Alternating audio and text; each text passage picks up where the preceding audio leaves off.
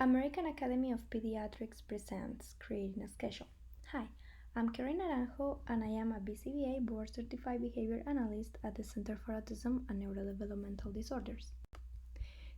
Today, I'm going to help you to identify why it could be useful to set up a schedule.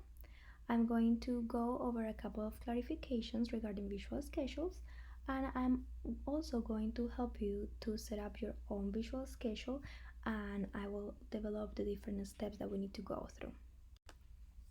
Why is useful to set up a schedule? Sometimes we have different activities that we want to set up through the day, and it can be very overwhelming to plan ahead.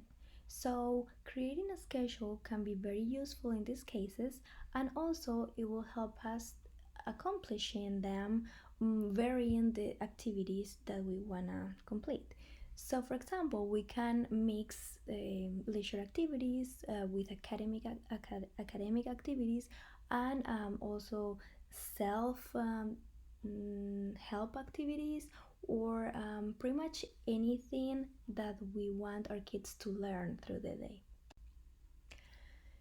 It's also very useful to set up a schedule because it's going to help our kids with transitions. Sometimes our kids have difficulties transitioning from one activity to other, especially if the activities are very highly preferred, and we are transition from that highly preferred activity to a non-preferred activity. So a visual schedule can be useful to help them with this transition, anticipating what is coming after, and ending the activity that has been getting to an end. Another reason to set up a schedule is because this is going to help us to create a routine. With routine, I mean different activities that we can repeat through different days. So, for example, if we are trying to teach our kids a bedtime routine, it's going to be very helpful to have the same type of activities set up at the same time through different days, so it can become a routine, and it also can become a habit. So, for example, we are trying to practice on setting up a routine for bedtime. We can easily select activities such as brushing teeth, going to the bathroom, reading a book, going to bed, and we can repeat them through different days, and they can become more independent to just do it by themselves. There is an important clarification regarding visual schedules, and is that this is not the only way to set up a routine.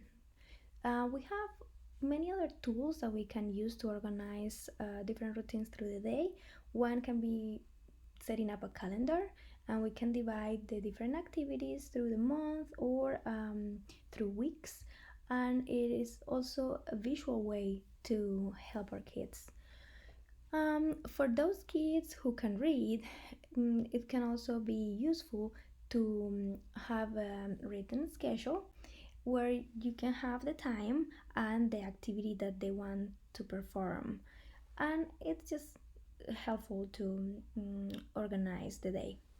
Another way to set up different activities through the day is doing a checklist.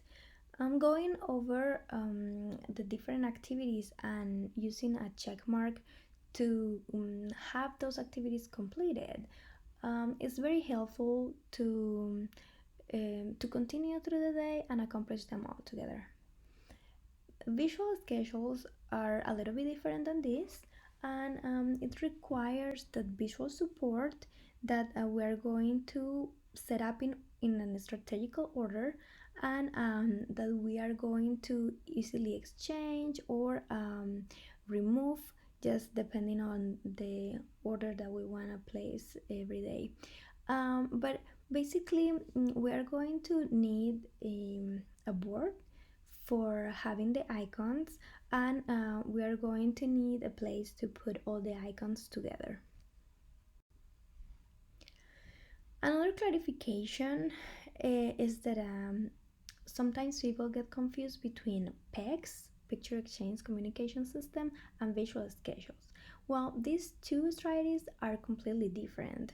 And just to clarify, it's very important to know that PECS is a strategy that we use for communication, meaning that we give these visual icons to our kids in order for them to communicate what they need or what they need, and it's pretty much their words. They are using this tool for communicating their own words.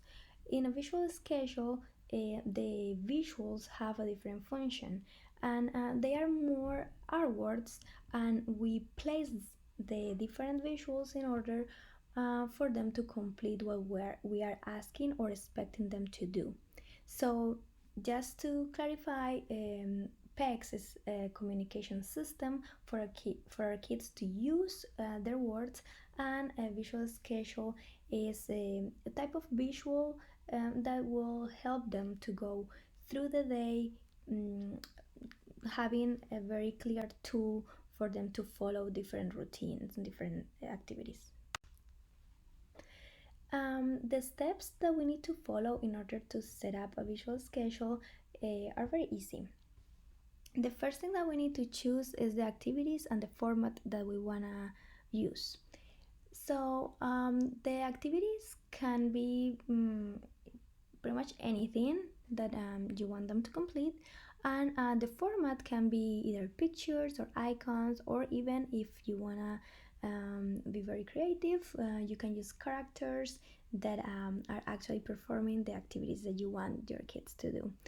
In this example here, we have a picture of a little girl jumping, an icon of a jumping person, and a Spider-Man jumping. So we can use pretty much anything just to explain and make sure that they are understanding what we are expecting them to accomplish. Another step is to choose a location that has an easy access for them and for us to remove the icons from the board. We can choose the kitchen, we can use the bedroom, or we can use the living room. Just we need to make sure that the board that we're going to use has an easy access, so we can double check that the activities are um, being being done. The last step in order to set up a visual schedule is to choose the order. So once that we have all the activities that we want to do, we will need to choose an order for our kids to follow. Basically, you can remove them, or you can work with them on giving them options about what is the order that they prefer, and you can use Velcro to have an easy way to remove them and put them back together on the board.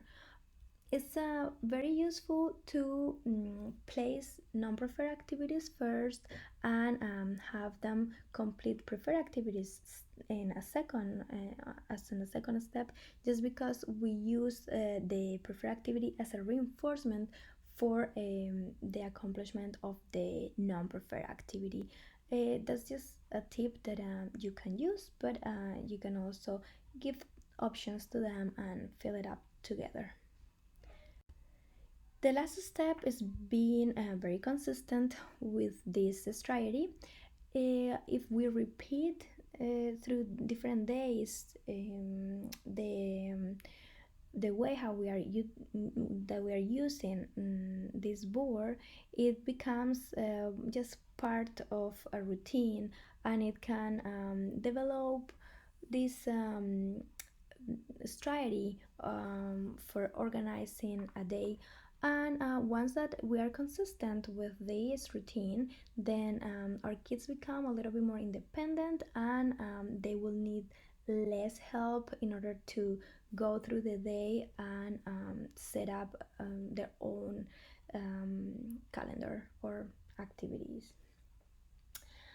Um, well, I hope you enjoy this presentation put on by myself, Karen Naranjo, BCBA at the Center for Autism and Neurodevelopmental Disorders, in conjunction with the American Academy of Pediatrics.